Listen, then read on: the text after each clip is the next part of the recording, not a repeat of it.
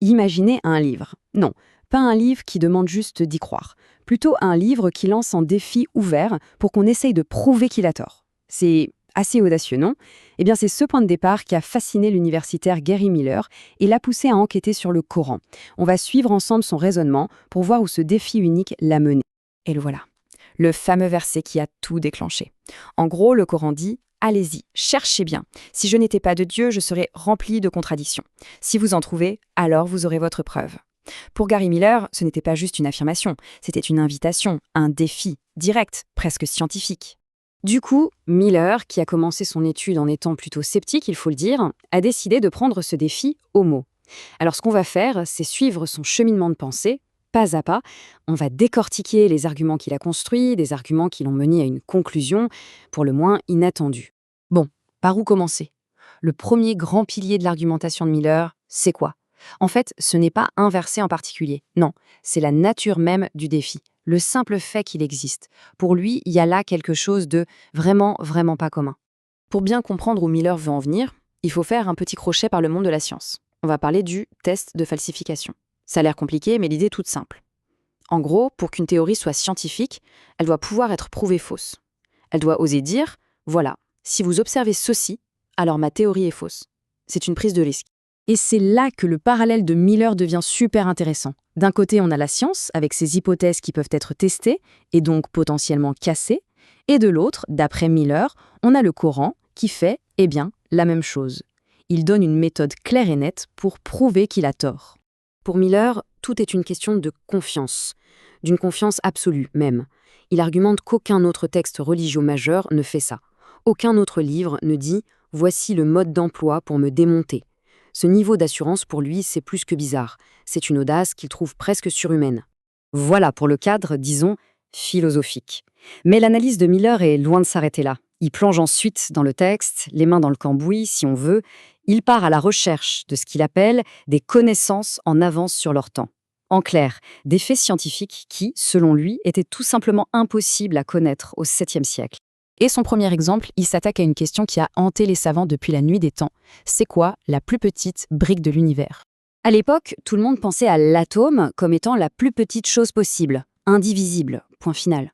Le Coran, lui, mentionne bien le poids d'un atome ou d'ara, mais il ajoute ce détail qui change tout: il existe des choses encore plus petites que cela. Pour Miller, c'est juste ahurissant, parce que l'idée qu'on puisse casser un atome, on ne l'a découverte que 1300 ans plus tard. Alors la question qu'il pose, c'est: comment un texte du 7e siècle pouvait-il savoir ça? Ok, on quitte l'infiniment petit pour l'infiniment petit à l'intérieur de nous. Miller nous emmène maintenant dans le monde super complexe du développement de l'embryon humain. Ici, Miller s'appuie sur l'histoire du docteur Kees Moore, un ponte mondial de l'embryologie. Quand on lui a montré les descriptions du Coran sur l'embryon, il est tombé des nues. Il a été particulièrement bluffé par le terme halakha, qui décrit l'embryon comme une chose qui s'accroche, un peu comme une sangsue. Moore a confirmé que visuellement la comparaison était d'une précision folle. Mais le point crucial pour Miller, c'est que pour voir ça, il faut un microscope. Et il y a 1400 ans, des microscopes, eh bien, il n'y en avait pas. Dernier exemple scientifique de Miller, les abeilles.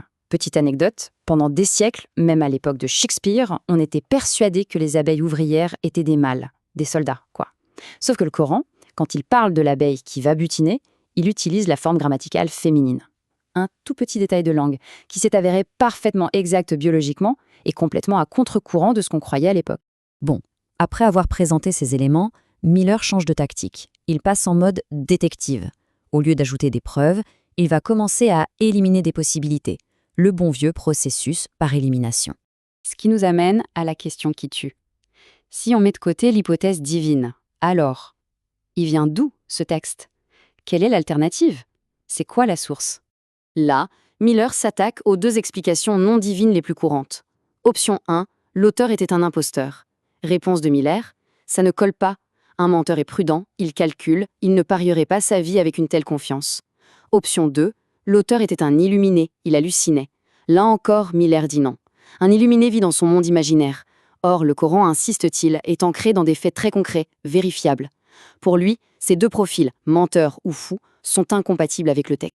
Et pour illustrer cette idée de confiance absolue, quasi folle, Miller zoome sur une histoire bien précise, une prophétie qui, selon lui, représente un pari d'un risque inouï. Alors, voilà le topo. Un chapitre entier du Coran sort et condamne nommément à l'enfer un ennemi juré, Abu Lahab. Le truc, c'est qu'Abu Lahab est bien vivant. Et pendant les 10 années qui suivent, ce type a une carte maîtresse dans sa manche. Pour faire s'effondrer tout l'édifice, il lui suffit de dire « Ok, je me convertis ». Même pour rire. Mais il ne le fait jamais. Jamais.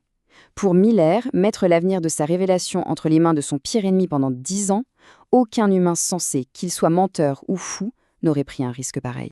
Tout ça nous amène donc à la conclusion de l'argumentaire de Miller. Comment est-ce qu'il assemble toutes ces pièces du puzzle?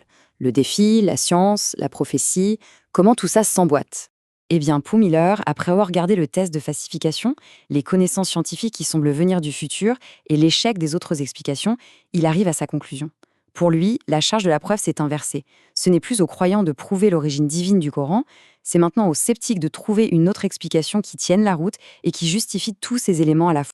Et ce qui est intéressant, c'est que Miller souligne qu'il n'est pas le seul à avoir un problème. Il cite même la Nouvelle Encyclopédie catholique, donc une source non musulmane, qui dit en substance que toutes les théories humaines proposées au fil des siècles, eh bien aujourd'hui, aucune ne tient vraiment debout aux yeux des experts. Et donc, au bout de son enquête, pour Gary Miller, le cheminement est logique. Après avoir suivi les indices et fermé toutes les autres portes, il ne reste plus qu'une seule explication sur la table. Son raisonnement le mène à la conclusion que l'hypothèse la plus plausible pour l'origine du Coran, c'est celle d'une révélation. Au final, l'analyse de Miller nous laisse avec une question assez vertigineuse. Qu'on soit d'accord avec sa conclusion ou pas, c'est une autre histoire. Mais la vraie question, c'est que fait-on d'un texte qui nous donne lui-même les règles pour le juger? Comment est-ce qu'on peut même commencer à évaluer une affirmation pareille? C'est une sacrée colle.